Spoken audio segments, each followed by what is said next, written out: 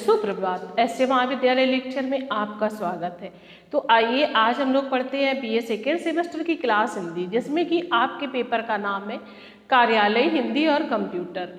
तो आज हम लोग पढ़ेंगे पत्र के भाग, यानी कि पत्र के कितने भाग होते हैं। तो पत्र को जिस क्रम में प्रस्तुत किया जाता है, यानी कि जैसे हम पत्र लिखते हैं तो उसका एक क्रम होता है। पत्र को जिस क्रम में प्रस्तुत किया जाता है या लिखा जाता है तो वह पत्र के भाग कहलाते हैं।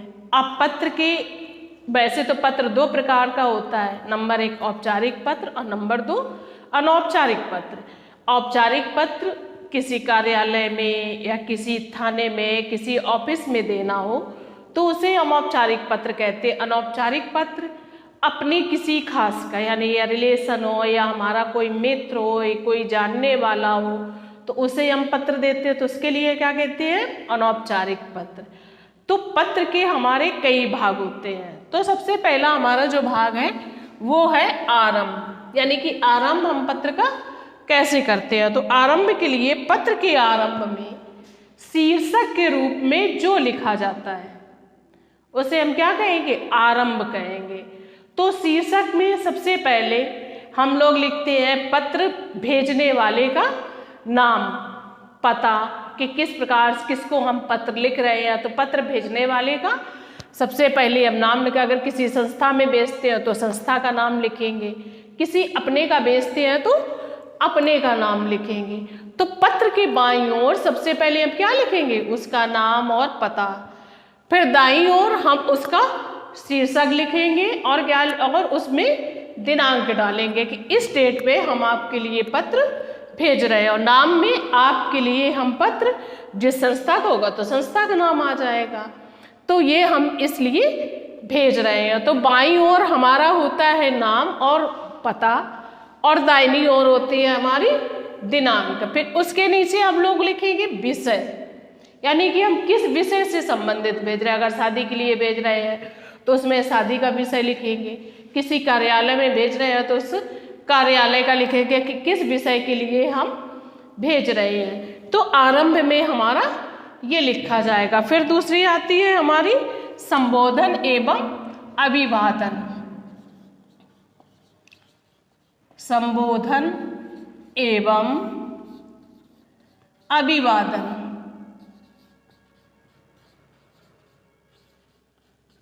तो संबोधन में अगर हम किसी कार्यालय में भेज रहे हैं तो उसके लिए क्या लिखते हैं, महोदय।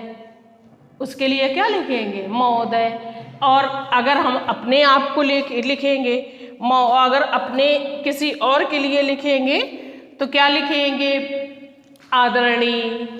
या छोटे बड़े के लिए लिखेंगे तो आदरणीय लिखेंगे, और छोटे के लिए अगर लिखेंगे तो हम प्रिय लिखेंगे या स्नेहमयी लिखेंगे। तो इस प्रकार से आप संबोधन एवं अभिवादन में किसी के लिए अगर लिखते हैं, बाहर किसी कार्यालय में देना है तो उसके लिए हम मानवर लिखेंगे है या महोदय लिखेंगे। अपनों के लिए देना है तो उसमें क्या लिखेंगे, बड़ों के लिए देना है तो आदरणीय लिखेंगे, और अगर छोटों को देना है तो स्नेहमयी या प्रिय लिखेंगे। अब अगला आता है हमारा विषय वस्तु।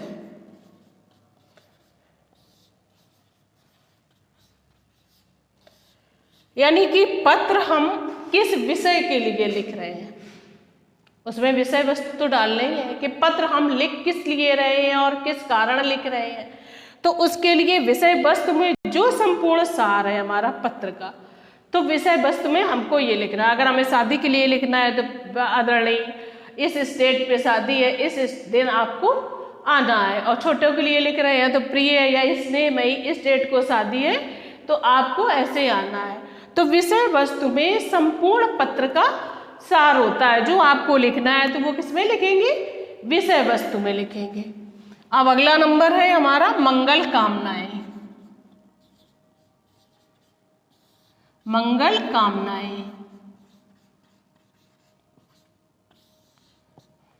यानी कि पत्र को लिखते समय मंगल कामनाएं देना ना भूलें। जब हमारा पत्र लिखता है तो उसके साथ साथ हमें मंगल कामनाएं देना अच्छा लगता है, जो कि सामने वाले को ये समझ आए, जिसके लिए आप पत्र लिख रहे हो उसको ये समझ आए कि ये हमारे शुभ चिंतक है, तो इसलिए ये हमको मंगल कामनाएं दे रहे हैं। तो उनके लिए स्नेह या मंगल कामनाओं सहित या सदा खुश रहो, सदा चिरंजीव रहो, तो ये हमको मंगल कामनाओं के साथ पत्र लिखना होता है। और पत्र का शीर्षक भी तो ऐसी मंगल कामनाओं सहित लिखा जाता है। अब अगला आता है हमारा अंत।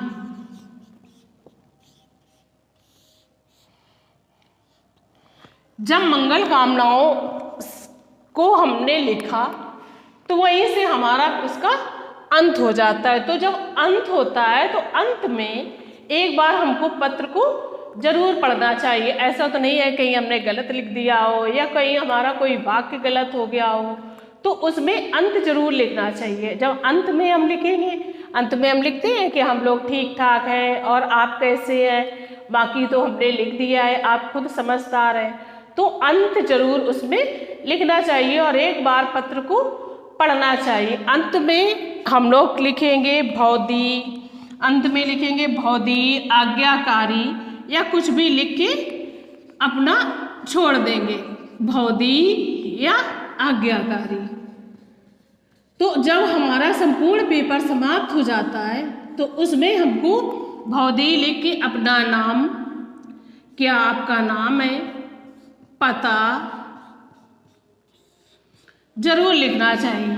अगर किसी छोटे या बड़े को जिस प्रकार से लिख रहे हो तो वो आपके पत्र पे निर्धारित करता है कि किस प्रकार से हम लिख रहे हैं, तो उस प्रकार से अंत में भौदी या आज्ञाकारी जरूर लिखना चाहिए। तो इस प्रकार से बेटा आज हम लोगों ने पत्र के भाग पढ़े। आरंभ यानी कि पत्र की हम शुरुआत कैसे करेंगे, ठीक है, तो महोदय या मानवर के साथ संबोधन या अभिवादन हम किस प्रकार से किसी का करेंगे। अपने से बड़े हैं तो उनके लिए हम क्या लिखेंगे, अपने से छोटे हैं तो उनके लिए हम क्या लिखेंगे।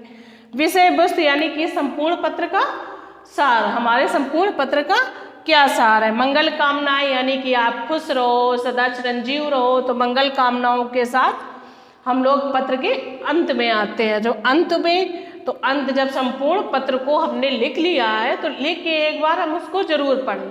ऐसा तो नहीं हमने कहीं गलत लिख दिया है।